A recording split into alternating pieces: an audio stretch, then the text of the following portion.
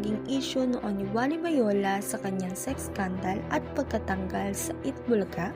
Ano-ano ang naging kaparaanan niya maging ng mga taong nakapalibot sa kanya upang siya ay makabalik sa industriya?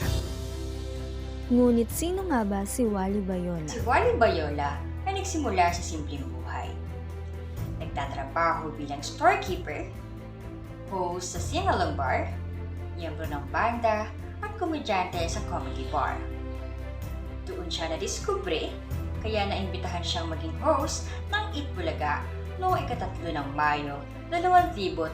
Sa Itbulaga, nakilala siya bilang isang mahusay na komedyante, lalo na sa kanyang mga karakter sa segment na One for All for One, kung saan kasama niya sina Jose Manalo at Paolo Ballesteros bilang Jowa Pao Trio. Ang One for All for One ay isang segment kung saan bumibisita si Wally at ang kanyang mga kasama sa iba't ibang barangay para maghatid ng tulong at saya sa mga tao. Dito lumutang ang kanyang comedic talent at malapit siya sa puso ng mga manonood. Ang programang ito ay rated SPG. Istriktong patnubay at gabay ng magulang ang kinakailangan. May mga tema, lengguwahe, karahasan, sexual, horror o droga na maaaring hindi angkop sa mga bata.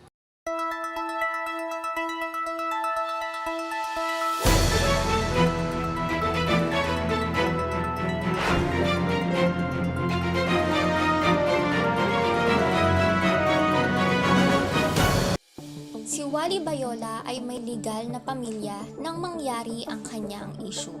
Mayroon siyang asawa na nagngangalang Riza Ruen at ayon sa aking pananaliksik, sila ay naging mag-asawa noong 10 ng Abril taong 1995. Noong lumabas ang kanyang issue, iniulat na nanatiling tumatayo sa tabi niya si Riza. At sa sariling pahayag ni Wally, may mga anak siyang iba't ibang edad. Isang lalaki at 4 na babae. Talakayin natin kung ano ang naging epekto ng isyong ito sa pamilya ni Wally Bayola. Ayon mismo kay Riza, bago pa lumabas ang video scandal, alam niya na ang namamagitan sa dalawa. Iniulat niya rin na hindi niya tinapos ang kanilang relasyon noon na isang indikasyon na pinili ni Riza na magsuporta kay Wally. Kahit siya mismo ay naging biktima ng pakikiapid ni Yosh Rivera kay Wally Bayola, mas pinili niyang kausapin ang dalawa, bigyan ng pangaral at magpatawad sa mga kasalanang nagawa sa kanya. Ayon sa mga pahayag, may talaring emosyonal na epekto iyon kay Wally kung saan inamin niya na nagkaroon siya ng ideya na magpatiwakal na lamang matapos kumalat ang video. Noong 2013, naging sentro ng kontrobersiya si Wally Bayola dahil sa pagkalat ng kanyang sex video kasama ang dancer ng EB Babes. Dahil sa bigat ng issue at sa naging reaksyon ng publiko, pansamantalang nawala si Wally Bayola sa noontime show na Itbulaga at sa kanyang ibang proyekto. Ito ay may tuturing nating malaking dagok hindi lamang sa kanyang personal na buhay, kundi maging sa kanyang career. Dahil alam naman natin na siya ay matagal ng kabahagi ng noontime show at ng mga komedya sa telebisyon. Ano nga ba ang mga hakbang at kaparaanan na isinagawa ni Wally Bayola at ng mga taong nakapalibot sa kanya para sa kanyang pagbabalik? Una ay pansamantalang paglayo at pagtahimik. Matapos na pumutok ang issue ni Wally Bayola, kusa muna siyang lumayo sa publiko. Hindi agad siya nabigay ng mga pahayag bilang respeto na rin sa mga taong nasangkot at upang hindi na mas lumaki pa ang kontrobersiya.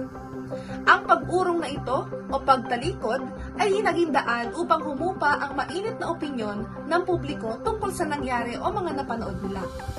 Pangalawa, pag-ako ng pagkakamali at paghingi ng tawad. Makalipas ang halos 1 taon, muling humarap sa publiko si Wally Bayola. Sa kanyang paglabas sa national television, diretso niyang inako ang kanyang pagkakamali at nagbigay ng taus-pusong paghingi ng tawad. Pangatlo ay nakatanggap siya ng suporta mula sa Itbulaga family. Malaki ang papel ng mga Dabber Gods, lalo na ng mga co-hosts na sina Vic Soto, Jose Manalo at Paulo Balestero.